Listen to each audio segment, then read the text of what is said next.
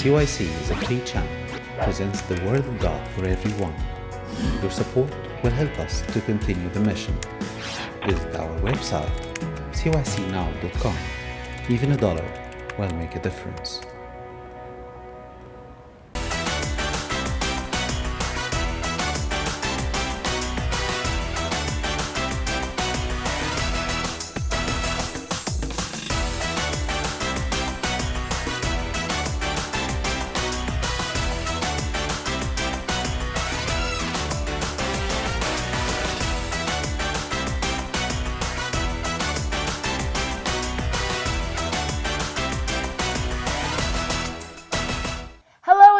To the Marina Show.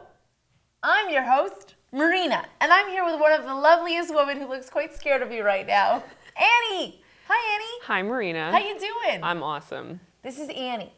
She has her own food blog because she's a food critic, and I'm going to introduce the name of her food blog. What's your full name, Annie? My full name is Annie Chu. Her full name is Annie Chu, and her food blog name is Chew on This. Get it? Get it? Anyways, this is awesome. I want to talk to you about your blog. I want to talk to you about how you got into this whole food thing. Sure, shoot away. Okay, tell me first about how you got into the food thing.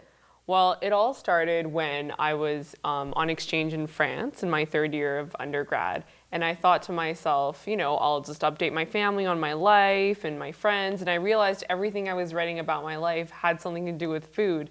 So the focus just naturally shifted. And ever since, it's gained a lot more momentum. And I'm doing a lot of different things now. Okay, so what things are you doing with this blog? There's stuff about restaurant reviews. I've reviewed a lot of major cities that I've been to.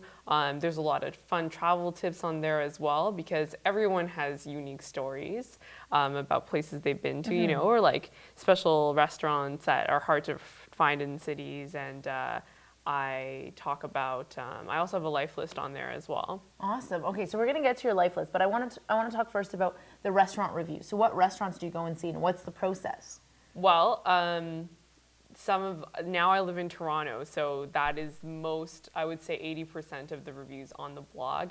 And I like to try a lot of different restaurants, high end, low end, and I don't like to tell them that I'm reviewing them, and it's just, the service, the food quality, and I love photography, so I'm always taking photos of food. That's so awesome. If I were a food critic, I'd totally walk in and be like, I just want you to know you're being reviewed right now. Do you not do that?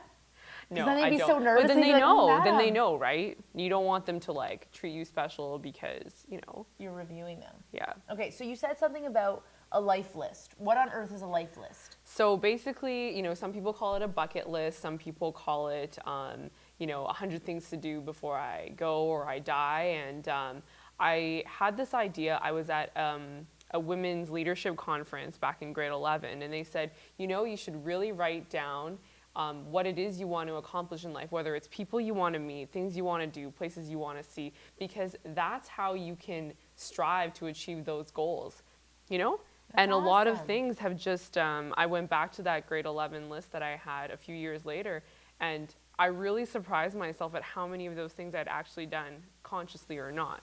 And even if I didn't, write it down, I may have done them, I may have not. But just the fact that I did it, it helps plant that seed in your head, right? Absolutely. And it makes such a big difference. That's a really amazing point.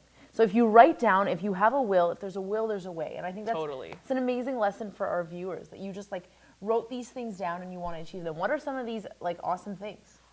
For example, I've always wanted to go live abroad in a country for a year, and I did that the year I went to France. Or things like meet the Governor General. I always thought, she was really cool. Actually, back then, when I made the list, it was Adrienne Clarkson, and, it was actually Michael Jean that I met. And I actually had a tea party at her house, which is just so above and beyond what I ever expected would happen. Wow. Meeting the Prime Minister. I actually worked in the House of Commons and got to interact with him on an almost daily basis. And that's amazing. Yeah, little things like, cut my hair and donate it to cancer. If I didn't write it down as a concrete plan, I probably would have just never done it.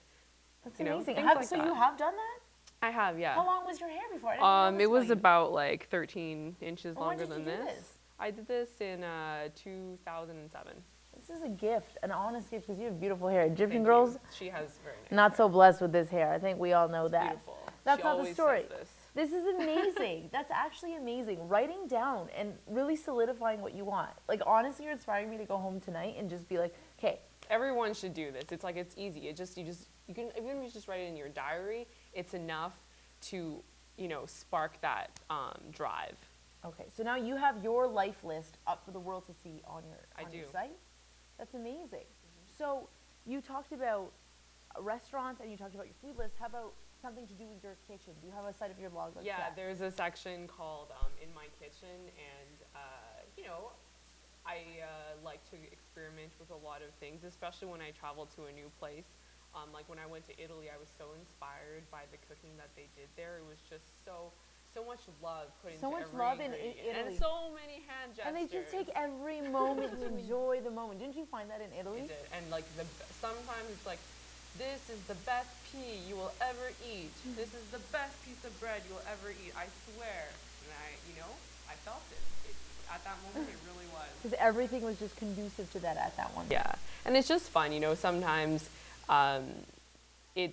there's such a joy in making food on your own that you get to eat, and it's just a great way to practice things that you've learned, and with new ingredients, with new people. I love inviting people over. I love when you cook for me, Annie. But I'd also like to say that when you cook, it's an art and it's a form of creativity. And a lot of youth are like, I'm too young to cook. My mama cooks, or all this stuff, right? And it's like, no, this is a chance for you to have an outlet. Exactly. For you to use it as a palette. It's a palette in terms of texture, in terms of taste, in terms of color. Yep. There's all this like creative energy that flows out of cooking. Yep. Did you find that? Did you get into cooking I later in did. life? I did, because both my parents were pretty good at cooking, so I just kind of took it for granted that they'd always cook for me. And when I went off to university, I realized, it's not too hard to learn at all, and there really is a joy. And you know what? It's unlike other hobbies, because you really do have to eat every day. So might as well just get good at it, right? All right. Speaking of eating every day, we have a special surprise on the Marina Show, because I like to treat my guests well. The wonderful, the talented, and the beautiful Annie is going to teach us how to make a Southwestern salad, a delicious salad. If you tune in next time on the Marina Show, her and I are going to set up this set, and we're going to cook. We're going to get to cooking, and we're going to give you guys some ideas about how to stay healthy and how to stay colorful. How else would you describe salad? Zesty? Just how to stay fabulous. How to honestly stay fabulous. We'll see you next time on The Marina Show.